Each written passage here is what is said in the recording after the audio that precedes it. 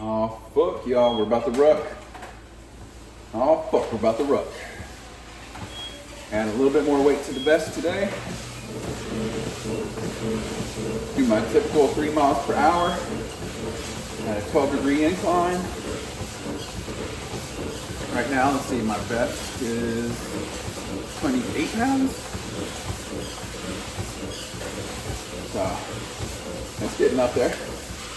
Rucking builds grit, y'all. Because there's so many times when you're walking, rucking, whatever, you're just like, fuck this is hard. I'm tired. My calves hurt, my butt hurts. And then you go, being a bitch. So I'm already starting to feel a little bit of burn in my calves. But that'll go away with time, because eventually your brain sends a signal to your calves, to your body, that, all right, motherfucker, we're just gonna keep walking. We might as well just quit hurting. So, that's what you do. And eventually, it'll do the same to the rest of your body. But yeah. Ruck till it sucks. Ooh, ruck some more.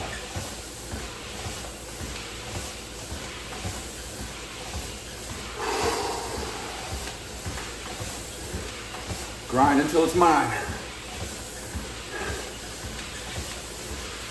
Grind until you shine. When other people look at you, they just, oh my God. They just see what you look like and compare it to what they look like. And it makes them feel so bad that they can't even look at you. They're just like, I'm a piece of shit. I don't even deserve to look at greatness. Yeah.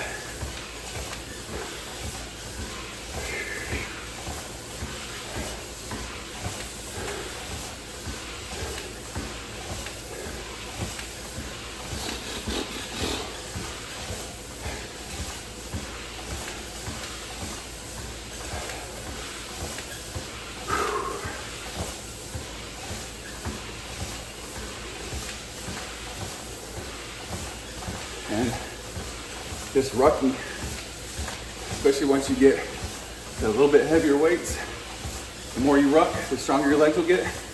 They'll incorporate to you having stronger calf raises for sure, and squats also, or lunges or whatever leg exercise you do.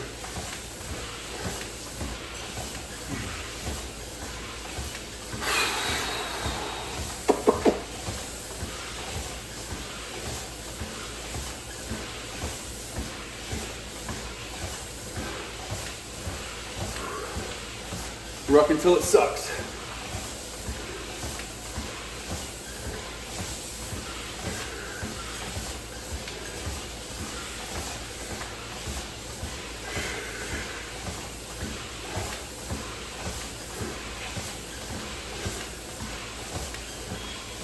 You know what? I forgot my fan. Boo! Make it quick. Make it quick.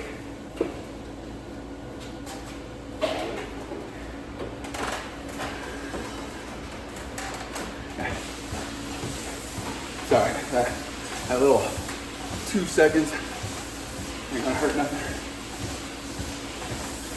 I gotta start remembering to do that beforehand now. Just having that nice breeze will keep you from sweating so much and overheating. How about y'all? I start getting hot. I don't sweat a whole bunch. I mean, I sweat. I will sweat, but I mostly just get hot and turn red.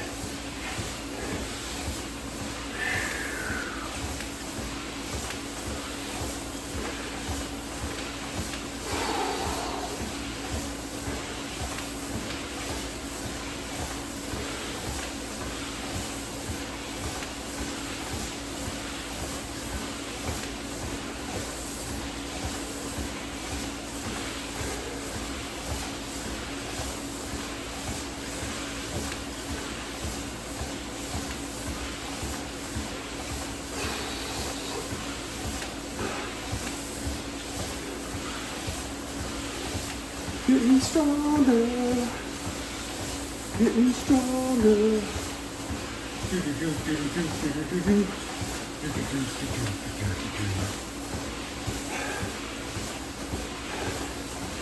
Grind until it's mine.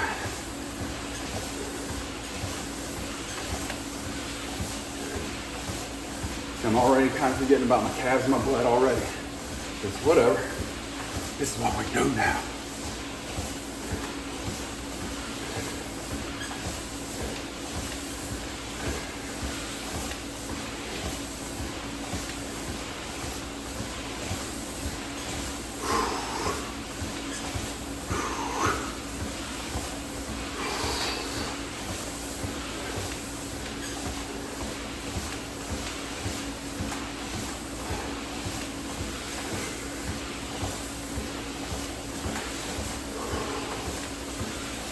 So this afternoon, I'll come back and I'll do shoulder raises and pull-ups for my afternoon workout.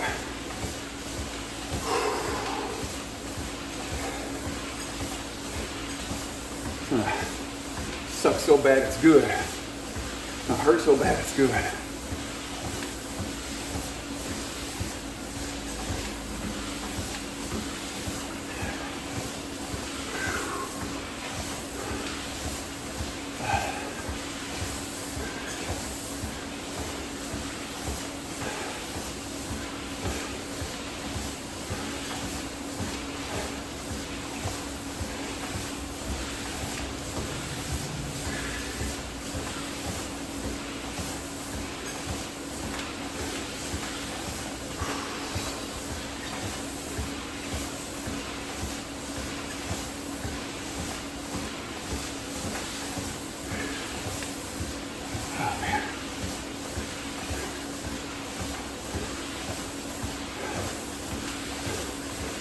Consume less, produce more.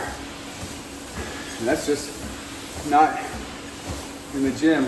I'm not saying just consume the weights, sitting there, just holding them and hanging out on the bench or the squat rack. Do some goddamn reps and sets. But same way in life. Make more food, eat less of it. Make more food so you have more people to share it with. Make more friends. Don't just consume their time and their efforts and their resources.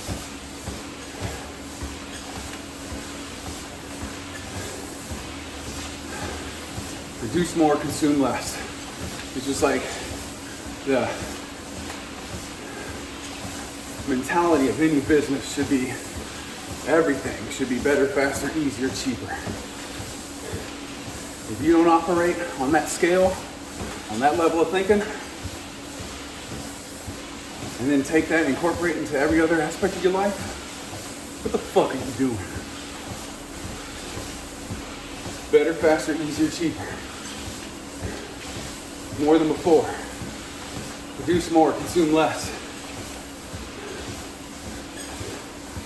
People say business is the machine. No, I'm the machine. I just operate on a level different than most people.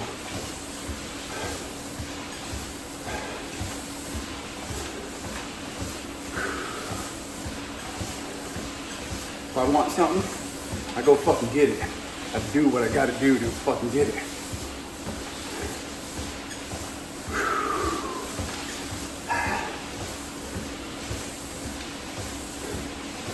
Whatever it takes. I'm the unstoppable force. You can be an immovable object, but an unstoppable force will grind its way through eventually. You can sit there and be in the way. I'll go over, under, around, or through you. It really doesn't fucking matter to me. Whichever way is easier.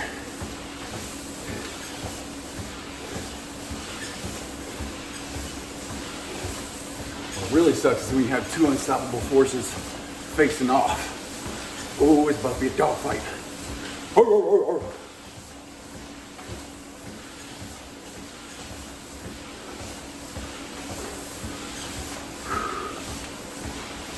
Man, I love the sound of a good dog fight. Or even better yet, a wolf fight. You ever listen?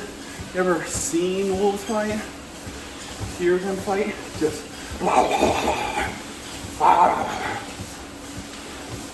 it's much worse than that. That's just the best impression I can do.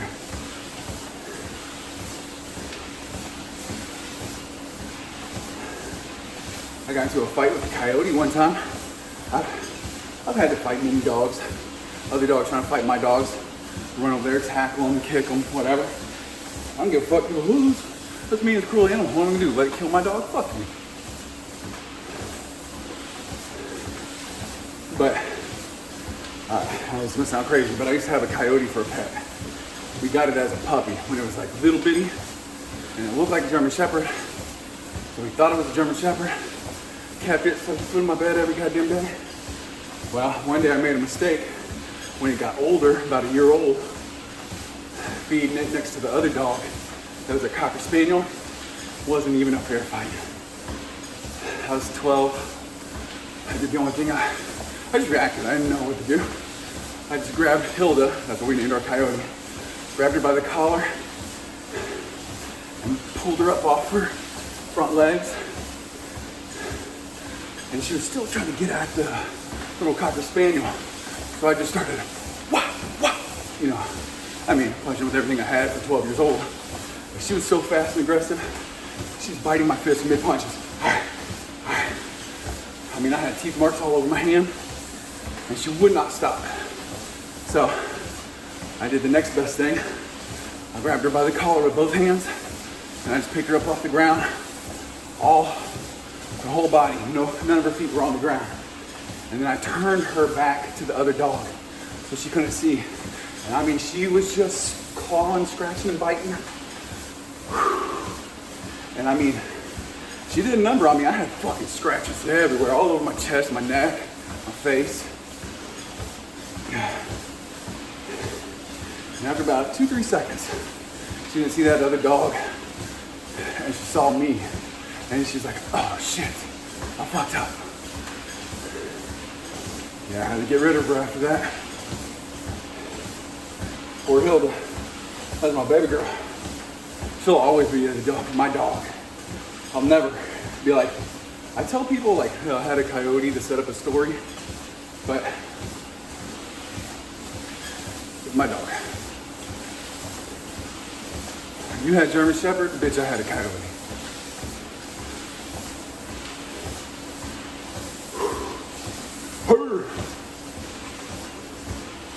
Got snarling and biting and gnashing.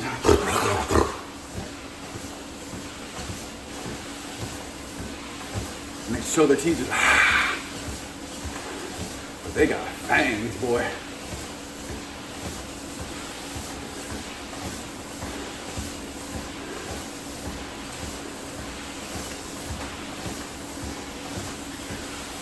She was so fast, so strong, and so pretty. Beautiful dog.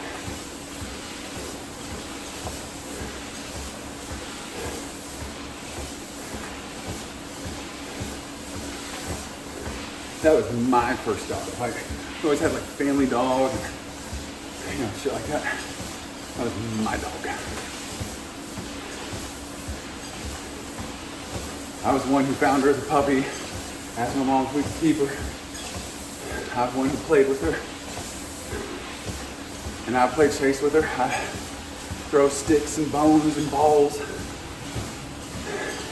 And I go chase her and she wouldn't let me have the stick or whatever. And she would absolutely burn me. If she couldn't just be on a straightaway and just, phew, she just juke the fuck out of me. But it actually made me pretty good at football. Because then I got to the point where it's like, she could always out-juke me. I'm not gonna say like I was ever able to catch her. That's not true. I did catch her a couple times on some flukes. You know, caught her by surprise or backed her into a corner or something. But she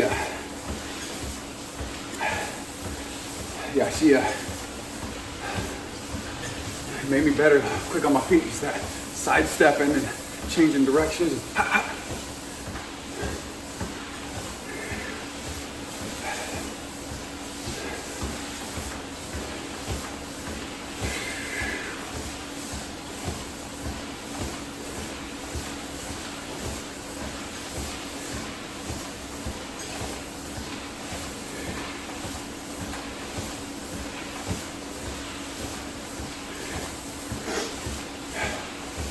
Ruck till it sucks.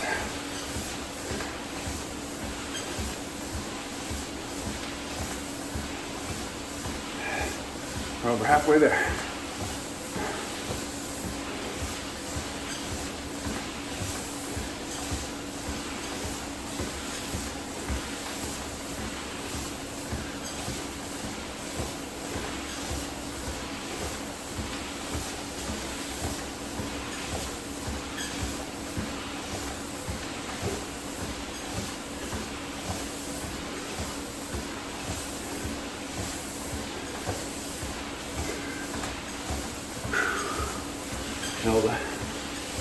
All dogs go to heaven, and one coyote.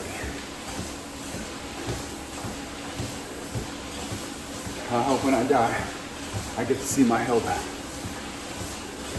I get to see her every day in my head. I don't think people die. Memories live on.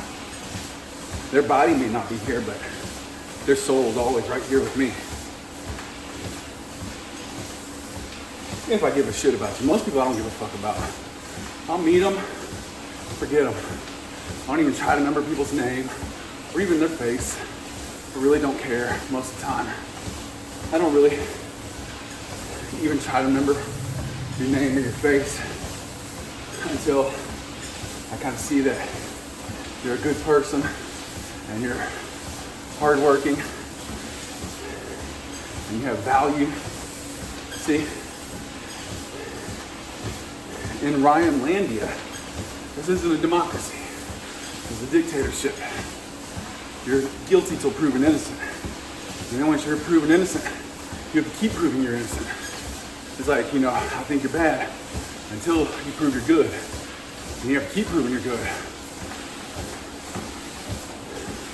I know some people be like, what's a shitty way to live? It's called being on your toes, having your guard up, being protective of you and yours. But once you're in the circle, I'll protect you to the death until you fuck up. You can be best friends or worst enemies. How you want it.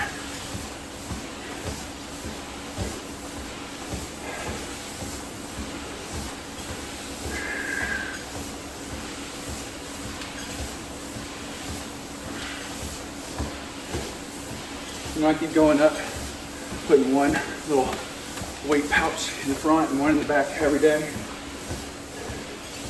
And that hadn't really seemed to break me. So I'm gonna go up 2 tomorrow. No, we'll see. Yeah, I'm probably gonna go up 2. Fuck it. Fuck it!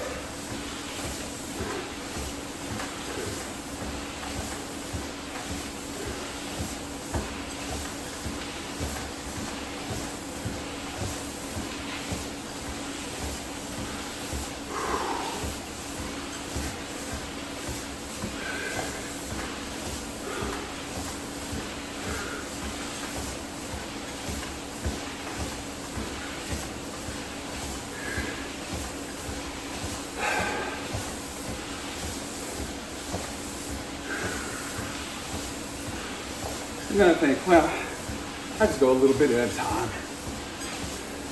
Let my body acclimate and get used to it. That's what my brain says, the intelligent side of me. My body says, come on, man, you're working too hard. Slow down. And my ego says, shut up, faggot, and get to work.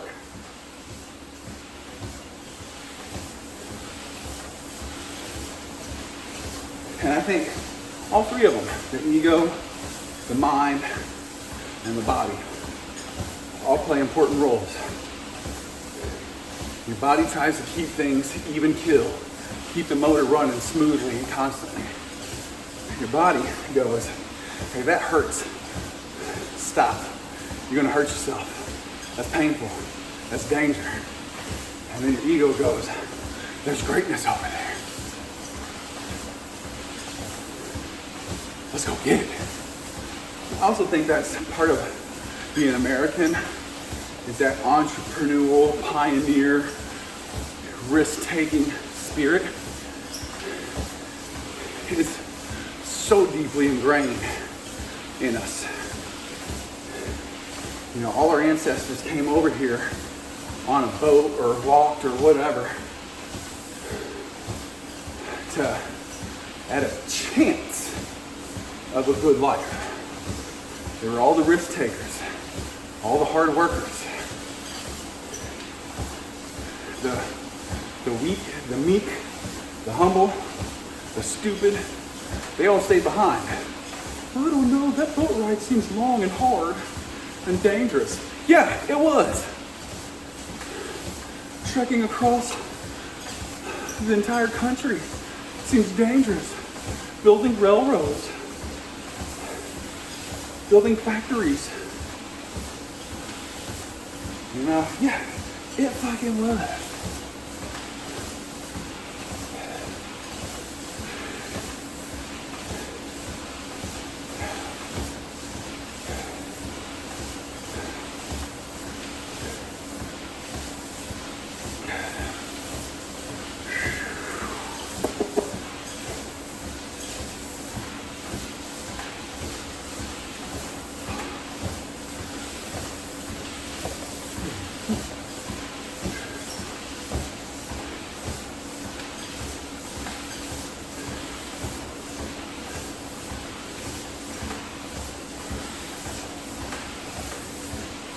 You know, going to outer space, building cars, building planes, building tanks, going to war.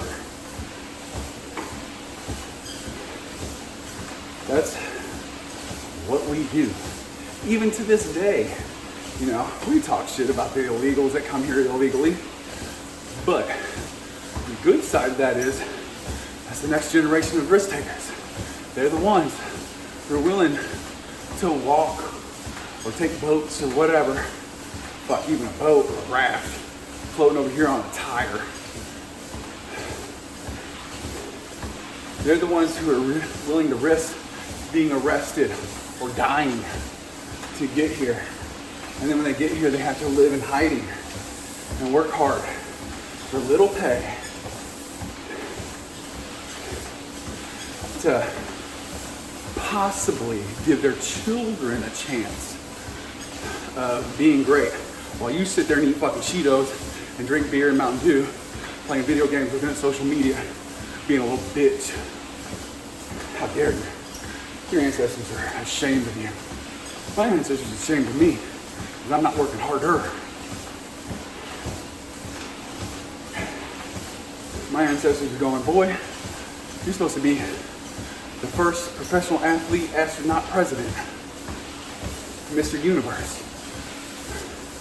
And I go, oh, I know, I fucked up. And then it hurts my feelings when I get back to work.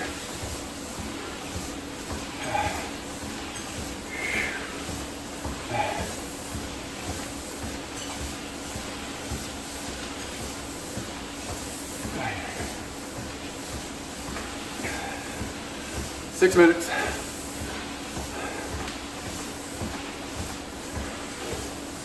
But even with that being said, I want the illegals to keep trying to come over here and keep trying to make it. And we keep trying to fight them off. Because that constant push, you know, is where we find out who the ones worth coming here that work hard, lay low, grind their monkey ass off. You know, all that shit are worth it. So with that being said, yeah, come on over. Just remember, we're gonna send your ass back. So, honestly, I think you should let every illegal in that wants to come over. Every one of them, all of them, on one condition. If you don't want to wait the time period, pay the application fees and fill out all the forms and take the test and all that shit, okay, there's another way. It's called military, 4 years. You're going to get 4 years of service. You're going to learn English. You're going to get an 8th grade math education. You're going to get 8th grade reading and writing level of English. And you're going to swear to defend all enemies of the state, domestic and foreign. And we're gonna put you on the border, because you know how you motherfuckers got here. You're gonna be our intel. So you're gonna keep Jose from coming in, because that motherfucker wants your job. I think it's fair.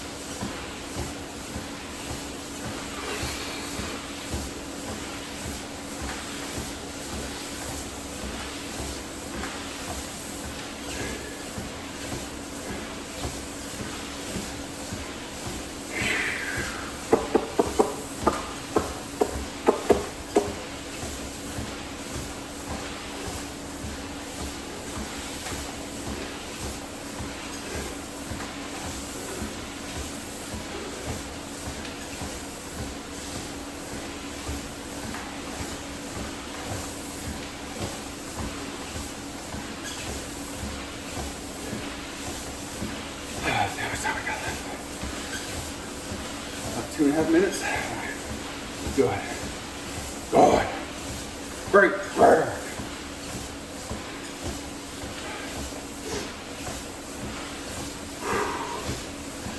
Yeah, I think I'm just gonna go up to 1. Now that I'm at that 30-minute mark, I'm like, all right, brain, you win.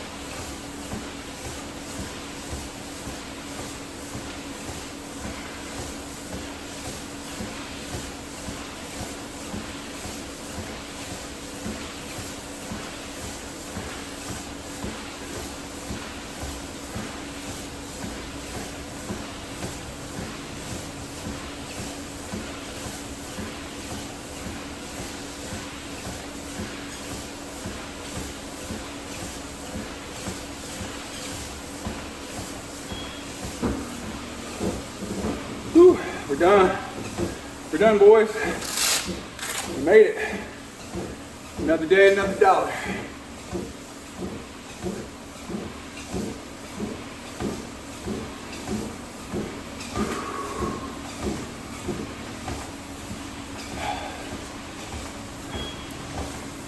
Holy Jeebus. We did it. We did it. So proud of us. All right, the only way, the pathway to peace is through war. So work like you're trying to survive, not like you're trying to get something done. Subscribe, share, comment, like. Let's get to work.